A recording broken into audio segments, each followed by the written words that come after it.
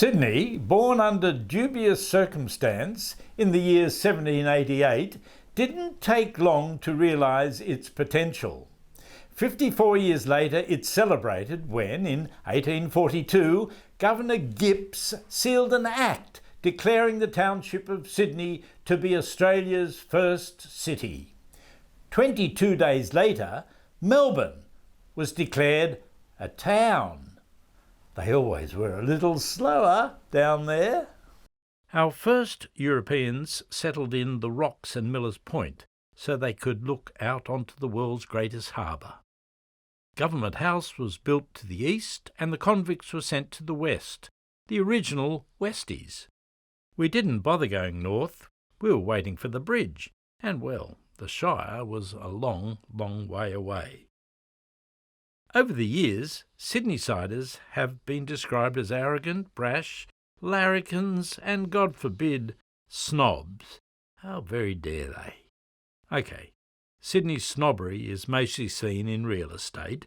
Suburbs define us, with some shouting, "Be rich, get rich, or get out." We are, of course, the greatest city in the world and, sadly, one of the most expensive. Did you know that a pie with the works from Harry's Cafe de Wheels is now nearly $10? On the bright side, we have lots of free sunshine, surf, trees and water. What is a Sydneysider?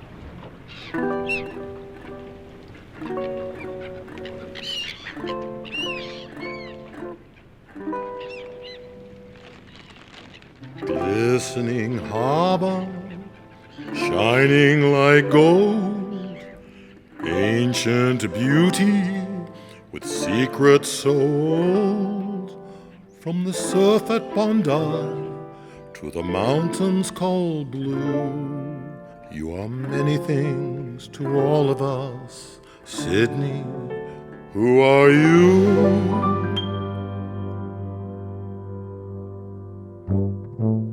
Sydney. We come from all points, north, south, east and west. We celebrate our great stew pot of over 250 ethnic and cultural groups, and our main languages are English, Cantonese, Mandarin, Arabic, Greek, Vietnamese and slanguage. And we love to take the piss out of ourselves and others. Easties live in the east. Double Pay, Bellevue Hill, Nose Bay, Bondi Junkland, the Bra, Slurry Hills, Darling it Hurts, the Loo, Betty Bay, Puff's Point, and its naughty little sister, Kink's Cross. Others prefer to be Southies, in God's own, the Shire. Surf at Cronulla, or travel the barbecue belt along Transylvania waters. For some, the inner west is home sweet home. Hippendale, Zootown, Marrickville, Canterbury, Trashfield, and out to Stratty and Lebcambia. Take a right turn, or wrong turn, and you end up headed for Epping and the Hills District, Borkham Hillsong, up to Pimple. Or you could head north to Mordor, anywhere over the bridge, to the North Snore, up the Wankers Parkway, through Chatswool, and right up the Bilgola Bends to the Insular Peninsula, Narra and Palmy.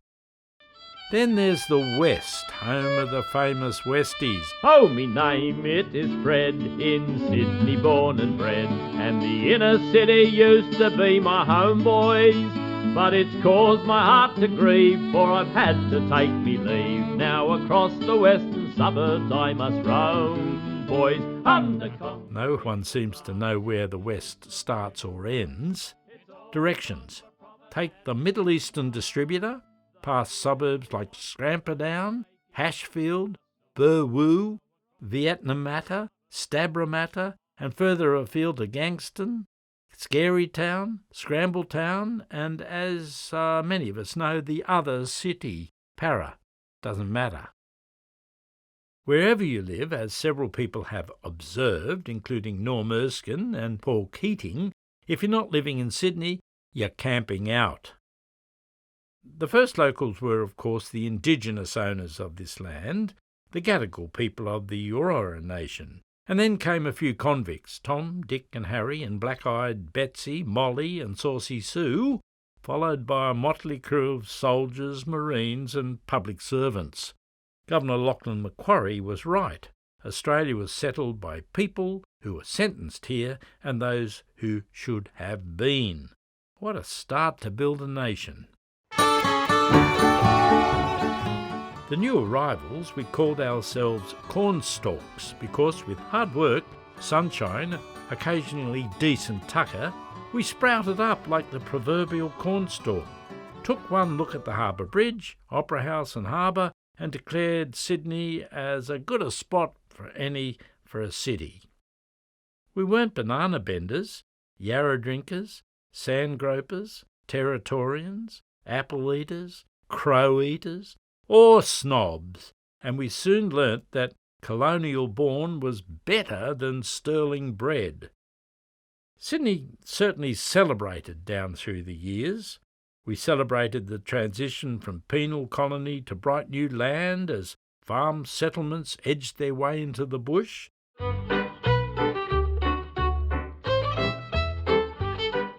We celebrated when the sound of "Rush Away" echoed across Sydney, then the world as gold diggers, desperate to strike it rich, added nearly 1.5 million people to Australia in just 2 decades. Some did strike it rich, however, as the old diggers soon realised, there was a lot of gold out there and a bloody lot of earth mixed in with it. The diggers sure knew how to celebrate.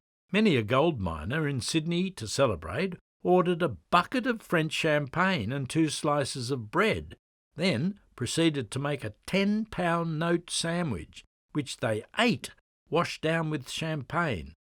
Don't tell me we don't know how to party. We celebrated the Federation of the Colonies when they came together in 1901. A grand parade snaked through the city, led by a gang of shearers, a salute to the mighty men who had carried Australia from the golden years to pastoral boom times.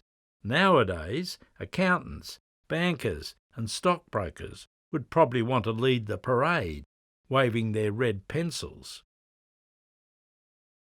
Sydney. The old bushies called it the city of 4 Gs. Glass, girls, grog and galahs. We continued to celebrate through the 20th century, at the end of 2 world wars, during the Roaring Twenties. By the 1920s, Sydney had grown up and was already considered brash, with a somewhat dangerous larrikin spirit, especially compared to staid old Melbourne on the banks of the Yarra, the only river that flows upside down. Hobart, well, it wasn't on our radar. Adelaide, the city of churches, doesn't have much of a reputation for fun. Perth, too far away. Brisbane, well, it's still a bush town. And as for Canberra, a good sheep station ruined. We had grown up a little, learnt a lot. We even had a state emblem, the Waratah. The great Henry Lawson raised a salute to the Waratah.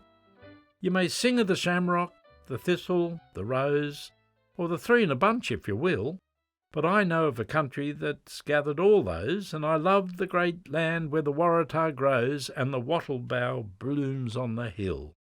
Some other wit added, the sweet Australian wattle is the emblem of our land. You can stick it in a bottle or wave it in your hand. Some say Sydney stinks.